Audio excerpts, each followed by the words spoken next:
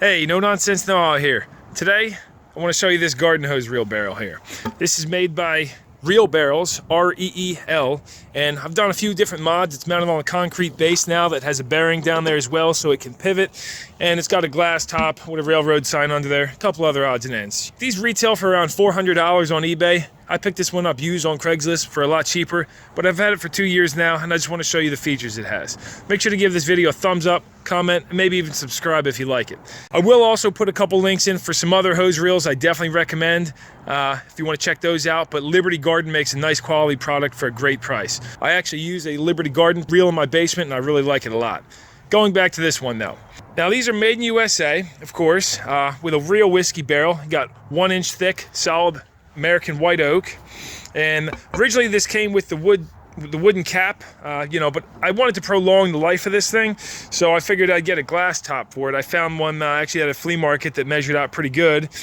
And the idea between, one of the really nice things I like about this is it keeps your hose protected. I have a rubber, made in USA Craftsman hose in here, and it keeps the sunlight off, which is nice. To do the glass top, all I did was run a bead of silicone around the whole top. I let that set up, and then I just went ahead and dropped the glass on there. Now you might say, why do you get the railroad sign? Well, quite simply, when with this glass top, the sunlight would come in here and it would make the hose like boiling hot. So I had to keep the sunlight off of it, and this railroad sign I found on eBay seemed to fit the profile pretty good. So let's go ahead and take that off of there. So of course I added this horseshoe bottle opener I got on eBay. The next best mod I did though was this concrete base. It's actually cast iron filled with concrete. And then I have a, well, it looks a little crazy down there, but there's a hub bearing off of a pickup truck down there.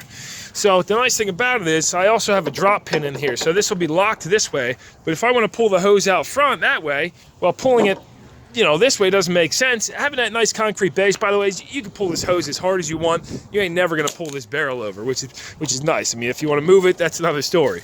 But to bring this out front, you actually grab this rod right here, pull that up, and of course this is a custom mod I added here.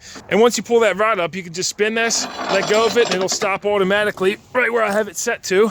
So that way when I'm going out front, I can pull it out coming this way. And of course, since this thing is mounted very sturdy and this barrel's heavy to begin with, when you're reeling this up, you don't have to worry about, this whole thing pulling over. You do have to hand make sure that, the hose lines up on the reel pretty good, but there's enough room in this thing to fit probably about 200 foot of hose. I think I only have 100 or 150 foot of rubber hose on there now, but, overall, this barrel's just been awesome. I really like I said, the fact that it keeps the sunlight off it. It's an attractive piece. People are always complimenting it. The only thing I do regret is that I didn't build it myself, but I was looking for these barrels for a while, and on Craigslist you can find them for like as cheap as $150 for the barrel. But, for the price I got this thing used, I couldn't complain. It's definitely a sweet piece, and the guy didn't want to take it with him moving because it's so darn heavy. So anyway, check out their website, Reel Barrels, R-E-E-L barrels.com, I think it's called, or just Google that. And yeah, if you found this video helpful, I figured I'd put it up because I didn't see anybody else putting a video of these on there. But I think they're made down in Kentucky or something like that, but they are made in USA. The one other thing I did as well is I added some extra screws around the whole thing, because as this dries out over time, the wood's going to shrink a little bit. So I didn't want these. If you ever seen the old barrels, these will get loose and kind of slide around and such.